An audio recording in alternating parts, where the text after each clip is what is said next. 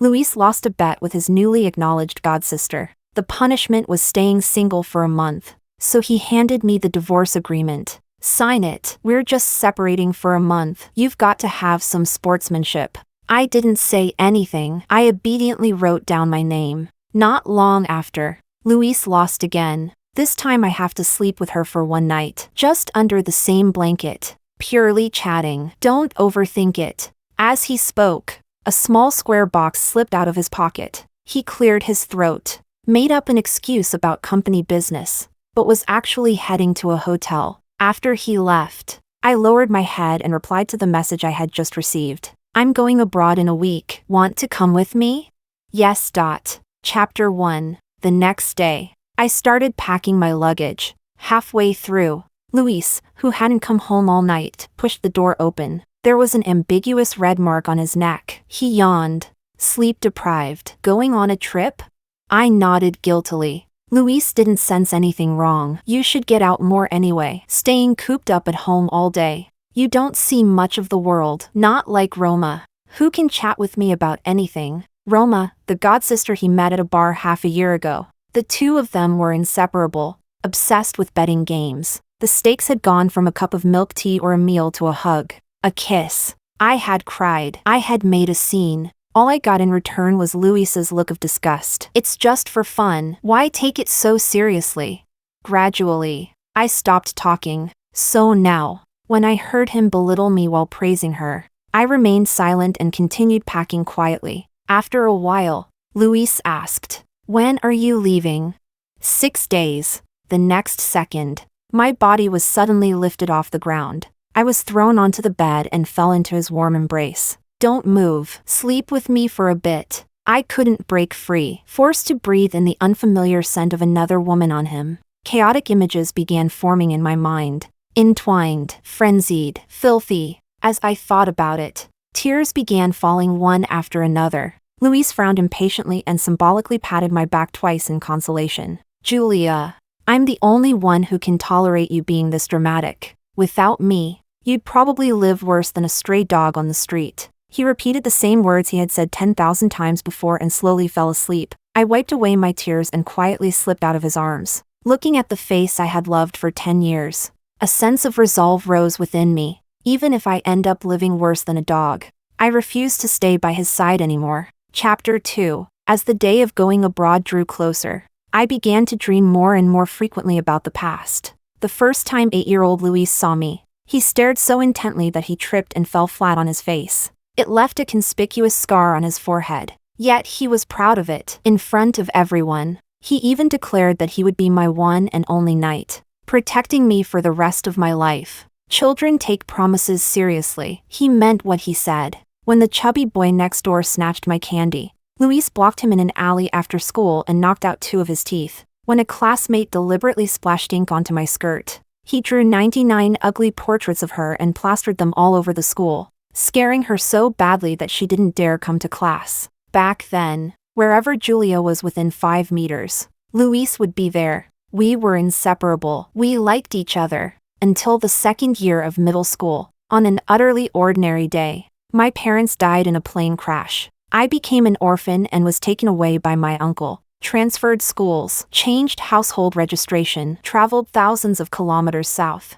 In that unfamiliar environment, I began learning to go to school alone, eat alone, be alone. My schedule was full, yet my heart always felt hollow. On the day I was diagnosed with depression, my uncle's confused and reproachful gaze pressed down on me, making it hard to breathe. I stood beneath a 30-story building, staring at the rooftop with a strange longing. When I lowered my eyes, I saw Luis. I thought it was a hallucination, but he truly walked up to me, looking at me with starlight in his eyes. Julia, I've missed you so much I'm going crazy. I broke down instantly and burst into tears. Take me away. I don't want to stay in this place where clothes get moldy after drying for days and the cockroaches can't even be killed. Luis comforted me for a long time, then went to beg my uncle. He knelt on the ground and swore, I'll take good care of Julia. I'll stay with her until she finishes school, and we'll get into our dream university together. If I fail, may I die a miserable death. Just like that, he took me back with him. After graduating from university, he married me and brought me home again. At the wedding, as he put the ring on my finger, he cried like a child and once again swore on his life that he would make me happy forever. But when I opened my eyes now, the other side of the double bed was empty and cold. Luis hadn't come home for 5 days. The only way I could know anything about him was through his social media posts. In the latest update, his forehead was covered with medical gauze, as if he had just undergone surgery. Someone in the comments asked what happened. He replied, "Roma said that old scar was too ugly and affected my looks, so I had it removed." I froze instantly. The mark that symbolized a knight was gone. He would never shield me again.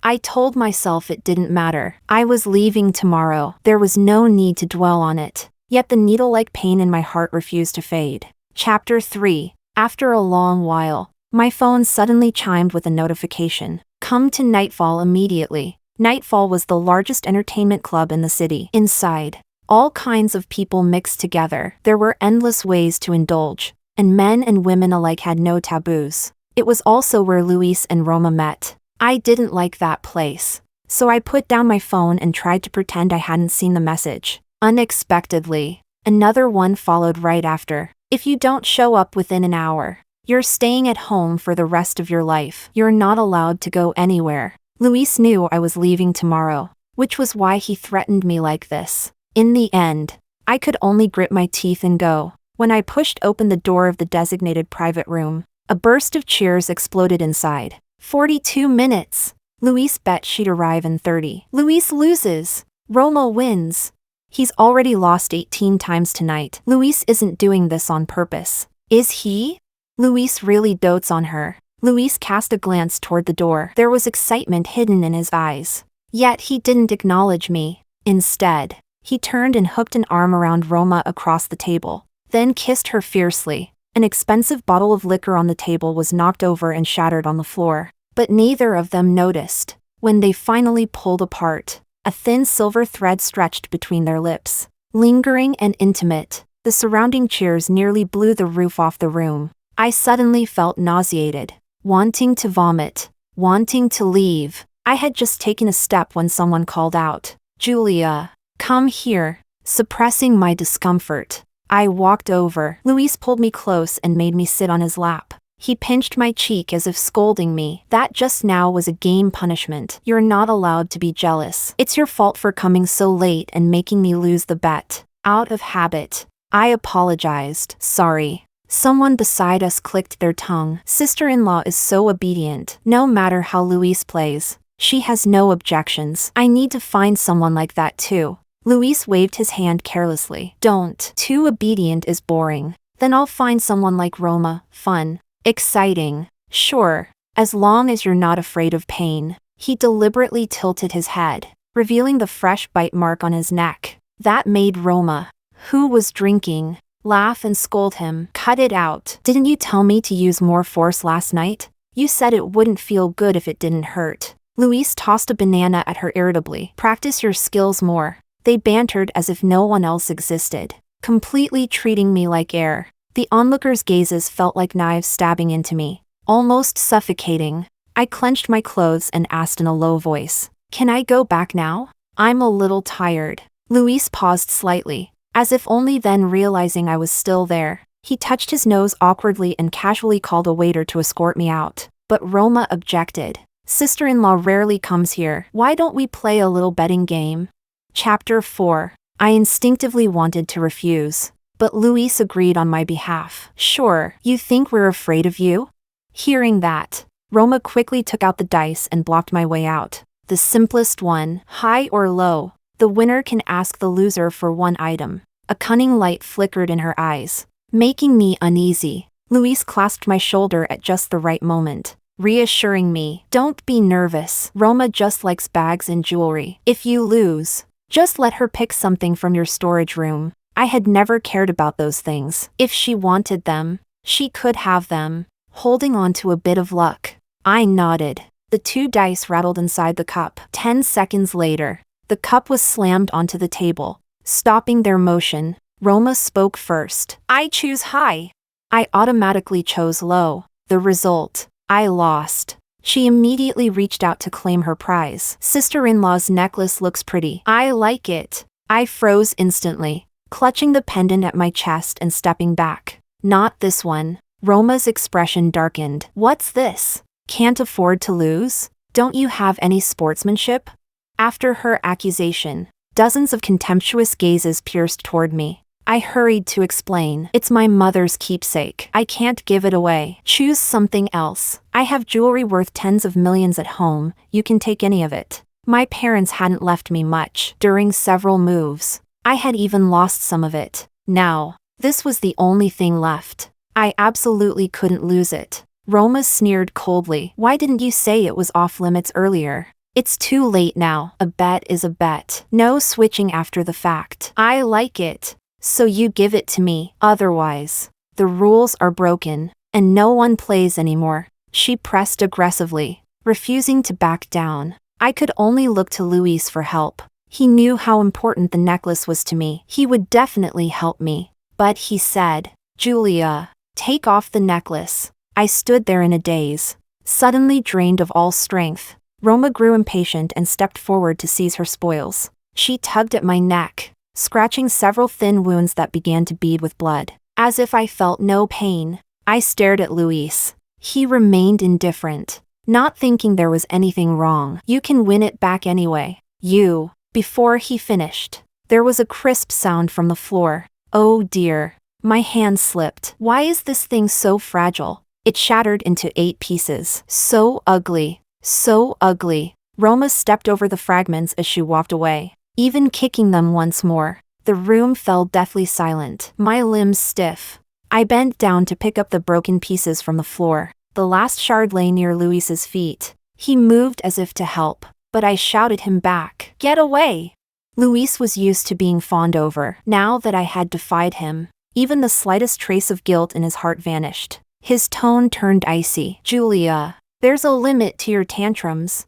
I ignored him, carefully wrapping the fragments in a handkerchief before turning to leave. Behind me, something was violently kicked over with a loud crash. The atmosphere grew tense. Someone tried to smooth things over. Luis, maybe you should go comfort her. She looks really hurt. Luis snorted dismissively. Forget her. I've already divorced her. If she dies out there, it has nothing to do with me. All these years, I was too good to her, spoiled her so much she doesn't know her place, thinks everyone has to cater to her, even dares to cheat in a game and ruin everyone's fun. It's just some dead person's lousy necklace. What's the big deal? She's insane. If she wants to leave, then let her. Just wait. She has no parents, no friends. I'm her only savior. In less than 3 days, she'll shamelessly crawl back and beg me to forgive her. He said many cruel things. I didn't turn back once. Not a single tear fell. This time, we were truly over. Chapter 5. After I got back, I placed the broken pieces of the necklace into a scented pouch and hung it around my neck again. Then I stood there, staring at the empty room, feeling an overwhelming sense of void. It felt as if there was nothing left. After living for so many years, I hadn't managed to hold on to anything. How useless. Once again, I couldn't help thinking, why hadn't I boarded that plane back then? If I had, I could have stayed with my parents forever. I wouldn't have been taken away by my uncle who only wanted the inheritance, nor brought back by a boy who would later change his heart. I wouldn't have drifted like duckweed, rootless and unwanted. After thinking it over, I sent him a message. I won't be going tomorrow. Wish you a safe journey. When that was done, I walked into the bathroom. Just before the water in the bathtub reached the tip of my nose, a phone ringtone forcefully broke into my ears, urgent and loud, as if possessed. I struggled up and answered it. My throat, soaked in water, felt sore and swollen. I forced the sound out to say his name. Eric? Eric was a student from a poor background whom I had sponsored. After graduating and getting married, Luis rejected all my job offers. He said society was dangerous and feared that too much exposure would trigger a relapse of my depression. He said it was enough that he could provide for me, that I should just stay home obediently and enjoy life. For the first 2 years, I barely had to lift a finger. Clothes when I reached out, food when I opened my mouth. Happy, yet idle. watching shows, browsing the internet. By chance, I came across a website filled with young students struggling through hardship yet still clinging to their dreams. My heart ached, and since I didn't lack money, I sponsored more than a dozen of them in one go. Later I found out most were scammers. Only Eric was different. He had it the hardest, no parents, working part-time while studying since elementary school. He was also the most sincere. He never asked for an extra cent. Each month he only requested enough to eat his fill, and if there was any surplus, he returned it. He gave me all his personal information openly, reported his daily life to me, and shared photos of his certificates and medals. Over time, I witnessed Eric getting admitted to a prestigious university and starting his own company with his partners. On the day he graduated from university, he was not only an outstanding graduate but had already achieved modest success in his career. I felt gratified for him, yet I declined his invitation to attend the ceremony and unilaterally cut off contact. Because my father once said, lend a hand when someone is at rock bottom, but when they stand high, leave without leaving your name. Until half a year ago, we ran into each other again at the headquarters of Luis's family company. He had come to negotiate business. I had come to visit. The negotiation had just ended. Luis, furious for not securing the percentage he wanted, knocked over the lunch I had brought in frustration and stormed off. The soup I had simmered for 4 or 5 hours spilled across the floor and stained the hem of my skirt. The atmosphere turned awkward, suffocating. At that moment, a man in a tailored suit walked over and crouched down to wipe it clean for me. Sis, your husband has quite a temper. Eric looked up at me. Gone was the firmness he had shown at the negotiation table. In that moment, he was like a tame wolf. That was our first meeting offline. Later, because of business dealings, we crossed paths more often and resumed our online contact. On the day I walked out of the Civil Affairs Bureau, Luis hurried off to a hotel without a second thought. Eric happened to send a message. Sis, how have you been lately? I told the truth, not very well. I got divorced. I don't know where to go. He suggested, you could travel somewhere, clear your mind. But a bird that has stayed in a greenhouse too long, even when returned to the sky, no longer knows where to fly. Eric then said, I'm going to Switzerland on a business trip in a week. The scenery is beautiful there. Want to come with me? Okay. Chapter 6. From the other end of the phone, he asked anxiously, Sis, do you have other plans? I stared at the bathroom filled with overflowing water and was momentarily speechless. No. Then why did you change your mind?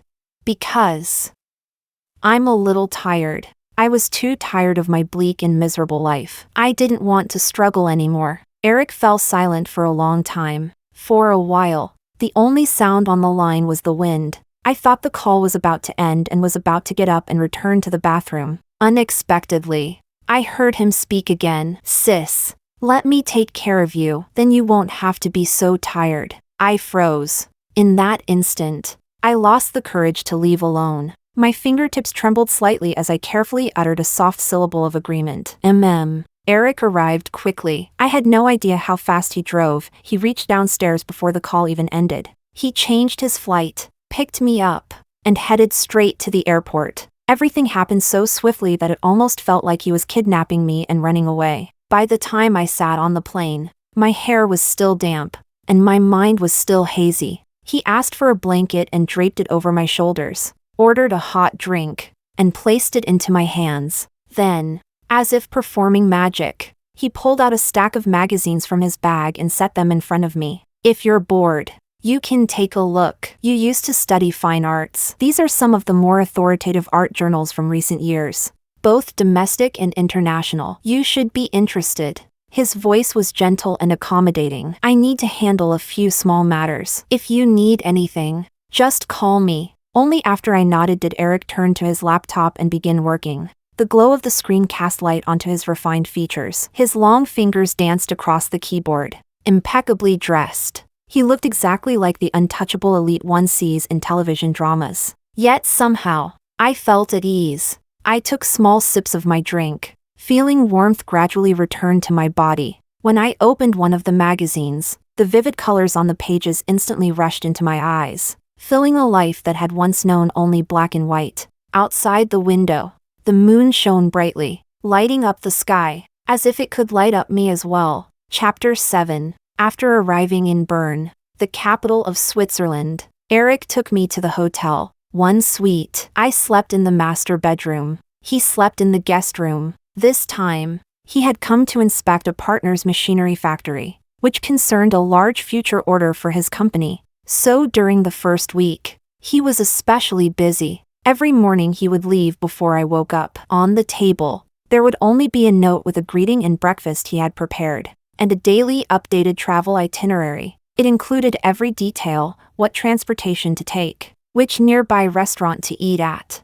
what time to check in at which attraction. He was like an invisible tour guide. Even when I couldn't see him, he was everywhere. Following the itinerary, I visited many places: art galleries, museums, the clock tower, the rose garden. I took photos, ate good food, admired the scenery, watched various performances. It felt wonderful and exciting. Even during transfer times, the most ordinary streets seemed interesting. I could stare at uniquely designed street lamps for ages, like a country bumpkin who had never seen the world. I wandered through the city, yet I felt unprecedented relaxation and freedom. Luis had never taken me on a long trip. He always said that since I had a history of depression, I should limit contact with the outside world to avoid overthinking. The old me had lived within a confined space, which was why everything felt dull. But now, I found myself a little greedy for this world. Eric and I would see each other for the second time of the day at dinner.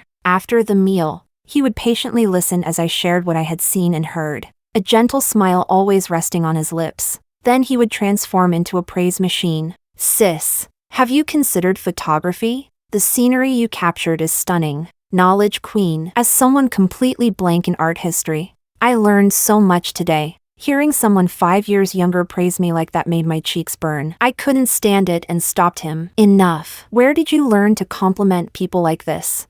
"From you." "Of course." My heart skipped a beat. The soft light in his eyes instantly pulled me back to many years ago, when we first met. He was the sponsored student. I was the sponsor. First place again? That's amazing. You broke the record. Little brother, you're going to be extraordinary in the future. It turns out that fate moves in circles. The tree once planted may one day become the umbrella that shields you from wind and rain. Chapter 8. While Switzerland was peaceful and serene, someone on the other side of the world was restless and agitated. In the private room that was usually filled with neon lights and revelry, the air pressure was unusually low. At the center of the storm, Luis smoked one cigarette after another. His face was dark and terrifying, frightening everyone into silence. Because Julia was gone, 7 days had passed since their unhappy parting, and he still hadn't received any attempt at reconciliation. An inexplicable panic rose in his heart. Unable to hold back, he went home to look for her, only to discover she was long gone. Her frequently used belongings and documents had all disappeared. He called her, only to find he had been blocked. All other means of contact showed nothing but red exclamation marks. This wasn't going out for fun. It looked more like a clean break. Luis refused to believe Julia would dare leave him. He had already raised her into uselessness. A canary with broken wings could never leave its owner. But what if she did? The more he thought about it, the more irritable he became. In the end, he forced himself not to think and gathered a group to drink. Yet as the alcohol went down, his unease only burned hotter. Something invisible had slipped out of his control, and it deeply unsettled him. Roma arrived late, dressed in black silk and a spaghetti strap top that revealed large swaths of pale skin. She sat directly beside Luis and pressed herself against him familiarly. "Who made Luis unhappy? Tell me. Little sister will think of a solution." Luis waved her off perfunctorily. "Nothing. Don't worry about it." Roma pretended to guess cleverly. "Is it because sister-in-law ran? I told you not to worry about it." Luis suddenly raised his voice, cutting her off like a male lion on the verge of rage. Roma shivered involuntarily, her eyes reddening with grievance. But this time, Luis didn't comfort her. Instead, he continued drinking on his own and spoke coldly. "If you ruin the mood again, get out." Roma wisely shut up and proactively poured him more alcohol in apology. Bold as she appeared, she was ultimately just an attachment living off a man's favor. Once she was no longer allowed to draw nourishment, she would wither like a flower. That night, Luis drank himself into a stupor and was carried home. He collapsed onto the cold, empty bed and groaned uncomfortably. "Wife, get me a glass of water." What answered him was endless silence. Chapter 9. On my 8th day in Bern, I woke up as usual, like opening a blind box. I was ready to check today's travel itinerary, but the paper was blank. Confused, I finished breakfast. Just then, the door opened. Eric walked in, surprisingly not heading to work, carrying a huge package in his hands. "Good morning, sis." He greeted me with the energy of a lively puppy. I smiled back, but my eyes couldn't leave the package. "What's that?" Eric told me to open it. After unwrapping it layer by layer, its contents were revealed. A complete set of drawing board, easel, brushes, and paints. I had it custom made. I urged them several times. They were almost annoyed with me. "Do you like it?" I touched the lower corner of the drawing board. My initials were carved there. It felt like cement was blocking my throat. I couldn't speak, so I nodded vigorously. I liked it very much. It had been so long since I had touched these things. When Luis kept me at home, I didn't have to do anything. Painting, which I had persisted in for nearly 10 years, became my only joy. I posted my works online. They received many likes and compliments. Before long, I had over 10,000 followers. Some even messaged me privately asking if I could take commissions. I didn't care how much money I would earn. Being liked, being needed, that sense of achievement made me accept. Until Luis found out. The client that time happened to be a man. He flew into a rage. "Julia, I feed and clothe you well. Is it so you can cuckold me?"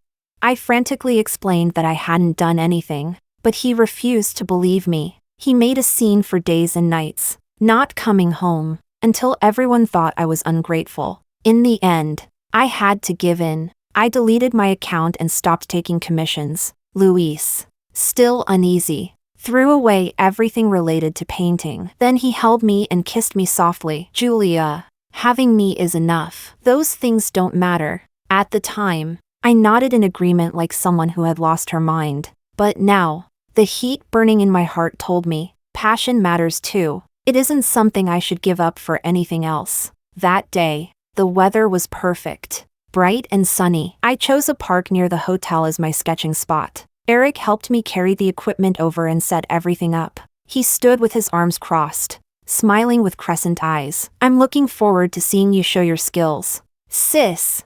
I gripped the brush shyly. "I'm afraid I'm rusty. It might be so bad it angers both humans and gods." Eric raised an eyebrow. "Then I'll go against both humans and gods and be your #1 fan." He said it sincerely and firmly. My breathing faltered for a moment. The sunlight fell on him, his short black hair moving gently in the wind. I would probably never forget this morning, nor the man standing before me. Eric still had work that day and couldn't stay with me. After expressing his regret, he left, looking back 3 times in a single step.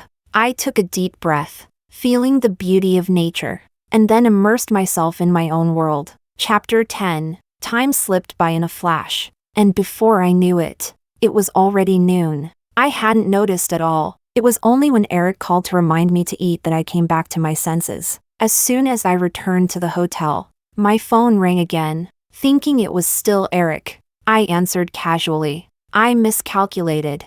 The last voice I wanted to hear came through. "Julia?" Luis didn't know whose number he had used to call me. "Do you need something?"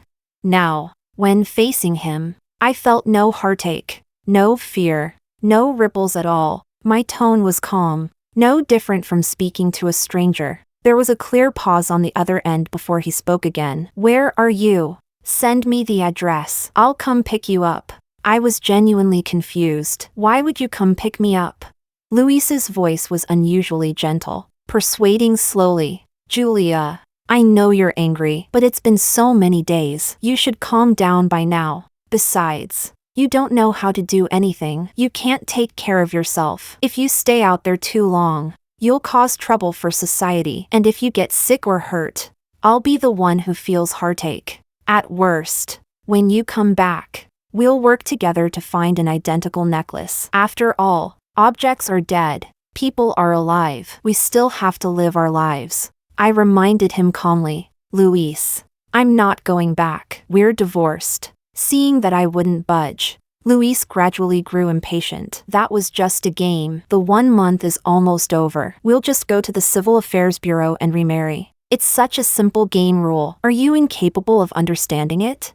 I couldn't comprehend his logic, why I was always the one expected to swallow my anger and conform to the rules they thought were reasonable. Now, I didn't even want to try to understand anymore. But you were the only one playing. I was always serious. Divorce means divorce. Don't contact me again. We have nothing to do with each other. After hanging up, I let out a long breath of relief. This counted as putting a period to the past. I was going to begin a new life. Chapter 11. On the 12th day, Eric finally wrapped up his work ahead of schedule after days of working from dawn till late at night. The trip became one for two. We went skiing in the Alps. During the day, we dove down from high slopes like free birds. At night, we relaxed in wine taverns, sipping wine and listening to music. We hiked Jungfrau, measuring the height of heaven and earth with our own steps. At the summit, we laughed and cheered, feeling that life was meant to be this way. We strolled through the streets of the old town, slowly savoring the beauty shaped by time, taking photos together wherever we were amazed. Along the way, we observed with our eyes, recorded with cameras, and painted on canvas. By the final stop, the hotel living room was already filled with paintings. I wondered how to deal with them. There was no way I could bring so many back home. Eric suddenly said, "We could sell them to people who like them." I hesitated. Even though Eric had praised my paintings to the skies, I only thought it was the thick filter of someone close to me. I had no confidence that strangers would approve of them. But in the end, I decided to try. We framed the paintings and set up a small stall in an open space. Unexpectedly, they drew a lot of attention. Children liked the simple, vivid animal portraits. Adults preferred the atmospheric landscapes. Before sunset, more than a dozen paintings had already found new owners. I counted the money in my hands, unable to stop smiling. So much money I had earned myself. After bustling about all day, Eric looked at me with sparkling eyes. "Sis has become a rich woman. Little brother is hungry." With a grand gesture, I bought freshly made hot dogs from a street vendor in full. "For sis to treat you. I, Julia, am not a freeloader. I can support myself. I can take care of others too." After eating and drinking our fill, we lay on the grass, gazing at the starry sky, counting stars to close our journey. Suddenly, a shooting star streaked across the sky. I grabbed Eric and made a wish. When I opened my eyes, I found him staring at me without blinking. The emotions in his eyes shimmered under the moonlight. I turned my head awkwardly. "Why are you looking at me? Look at the shooting star." "Shooting stars can't grant my wish. Only you can, sis." I laughed awkwardly. "Nonsense. I don't have that kind of power." "You do." In my senior year of high school, all the financial aid spots were taken by students who didn't even lack money. I was so hungry I couldn't afford food. With nowhere else to turn, I filled in my information on a website that didn't require any qualifications. I prayed someone would see me, would help me. I didn't need much, just enough to eat. Very soon, my wish came true. A big sister sponsored me. She was kind, not only willing to give me money, but also cared about me. She praised me when I won awards and encouraged me when I struggled in business. "Sis, I lost my parents early. I didn't have many friends at school. I treated you as family." Eric spoke slowly and steadily, as if he had rehearsed these words in his heart for years. But I couldn't remain as composed as he was. I broke down, sobbing uncontrollably. I was too cruel to cut off contact with you. To be abandoned by someone you considered family, how painful that must have been. Eric gently wiped away my tears. At that time, it really hurt. I thought I wasn't strong enough, that I wasn't worthy of being chosen by you. So I turned the sadness into motivation, worked desperately on my career, and walked back into your life. It was a huge misunderstanding. I shook my head frantically. "That's not what I meant. I just thought I couldn't help you anymore and didn't want to disturb you. It's my fault for being self-righteous." Hearing my apology, Eric held me tenderly. "Sis did nothing wrong. Sis was just too kind." Chapter 12. After a long while, I finally calmed down. I straightened up and declared, "Go on. Tell me your wish. This time, I'll definitely make it happen for you. Eric's gaze burned with intensity as he blurted out. I want to be on the same household registration as you. Sis. I had been fully prepared. Even if I had to climb mountains of knives or cross seas of fire, I would have helped him fulfill it. But I clearly hadn't prepared enough. I hadn't expected that kind of answer. My mind froze for a moment. For two adults to be on the same household registration, how exactly could that be done? Quite a riddle. I looked at him uncertainly. At some point, Eric had shifted from sitting on the ground to kneeling on one knee. In his hand, I didn't know when he had produced a dazzling stone that sparkled brilliantly. Sis, I like you. Marry me. To be honest, it was a little sudden. After all, I had just ended a disastrous marriage. But Eric wasn't Luis, and I wasn't the weak, helpless Julia from before. This trip had helped me rediscover myself. It gave me the ability to save myself. Even if the future didn't go smoothly, I wouldn't wallow in self-pity. I would just keep working hard and living on. There was still so much beauty in this world waiting for me to explore. So I asked my own heart, and found that I liked Eric too. Without hesitation, I extended my left hand. Eric, be my family. After returning home, I moved into Eric's spacious apartment. He said that before, it was just a house. Only after I arrived did it become a home. I couldn't quite describe the feeling. Perhaps it was happiness. Once my living situation stabilized, I reopened my account. I posted the paintings from our trip to Switzerland. Very quickly, likes and followers started pouring in. To my surprise, someone commented, "This art style looks so familiar. Are you Julia, the teacher who suddenly deleted her account years ago?" Someone still remembered me. I replied, "It's me. That person instantly responded, "Ah, teacher, you're back. I've missed your work so much. Can I place a commission?" Yes. My private messages were suddenly flooded. I was overwhelmed with joy, practically blooming inside, and immediately messaged Eric to share the good news. He sent me a thumbs up. Not long after, my follower count began growing exponentially. I suspected he had bought followers from me and went to confront him. He admitted shamelessly, "I couldn't resist showing off my excellent wife in the company group chat." Sis doesn't mind, right? My face flushed hot. We had only registered our marriage a few days ago. How could he say wife so naturally?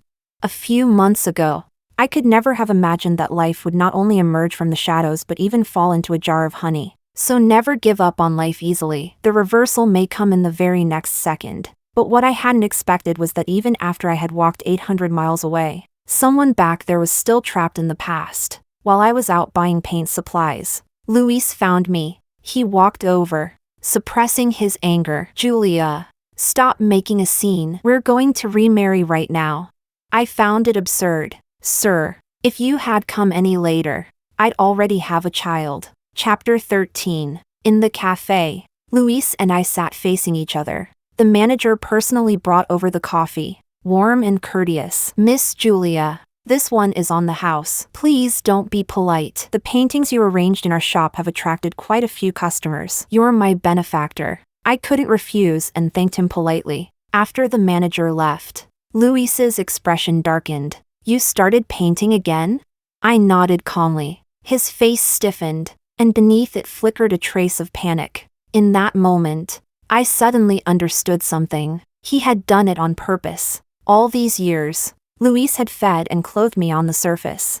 But in reality, he wanted to raise me into a vine that depended entirely on him, unable to leave. He wouldn't let me work, wouldn't let me socialize. I was only allowed to revolve around him. His joy and anger were my whole world. His push and pull were the rope around my neck. He enjoyed being the one in power, exercising absolute psychological control. But now that I had the ability to live independently, he was afraid. "Making money is hard work. Leave that to me. You don't need to do this." Luis coaxed patiently. "Let's remarry right now. You can go back to the simple and happy life you had before." I couldn't help but sneer. Even now, he still treated me like a fool. I opened my phone, pulled up a photo of my marriage certificate, and placed it before him. "Luis, I'm married." The red certificate and its official seal pierced into his eyes. The composed mask he was forcing to maintain cracked inch by inch. releasing a furious beast beneath. Eric?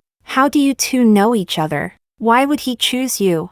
I tilted my head slightly. Why wouldn't he? I'm pretty great. I've won national awards. I've been called a genius. I earned my place in a top art academy through my own ability. I'm this good. Of course someone would like me. Luis froze for a moment. He couldn't lie to himself, because even he was deeply drawn to the confident woman in front of him. But that only fueled his anger. How dare she abandon him and throw herself into another man's arms?